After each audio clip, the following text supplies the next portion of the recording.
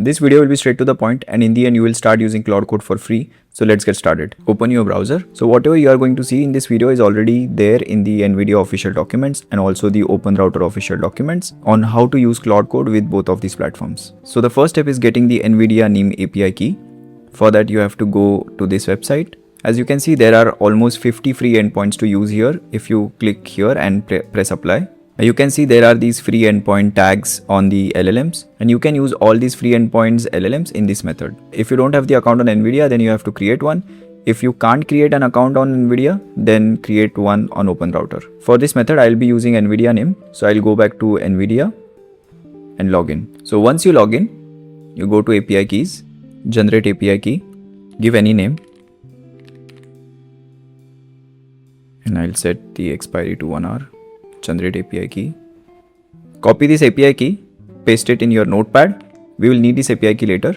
Now go to this folder and open it in code. From here, we just have to enter one prompt and everything will be set up for us. I'll provide that prompt in Telegram channel. And the free limits are okay for this method. It won't consume a lot of tokens. If you don't have VS Code, anti-gravity is also fine. Or you can use any other agentic IDE. Here we just have to sign in. I'll sign in quickly.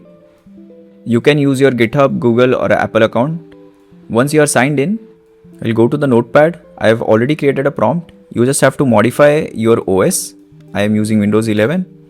You also have to modify your provider. I am using NVIDIA. So in the prompt as well, I'm saying I'll add the NVIDIA key myself. So whenever you have the provider key, then add that in the .env file. Now we don't have the .env file, but using the prompt, it will create it for us. Now copy this prompt, go back to the VS Code and paste it here. Make sure you have this agent mode on. Also, any LLM is fine for us. So we'll keep it on auto and we'll press enter. It will check everything for you. You don't have to do anything.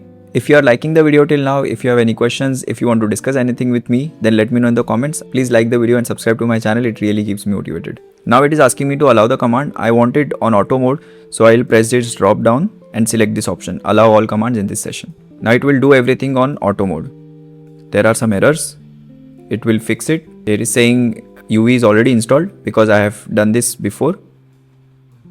Okay. It has created the .env file. Now you remember we copied the API key. So just grab that API key from here.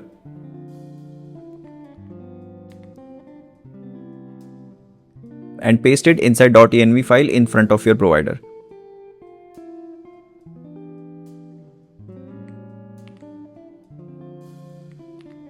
There were some errors, but it resolved it automatically. So it is telling me that it is running on this port and it is asking me if it can proceed to step 4. But step 4 is just running Claude, so we can do that on our own.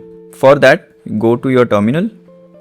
If you are on Mac OS or Linux, just run this command. Since I am on Windows, I will run this command and press enter.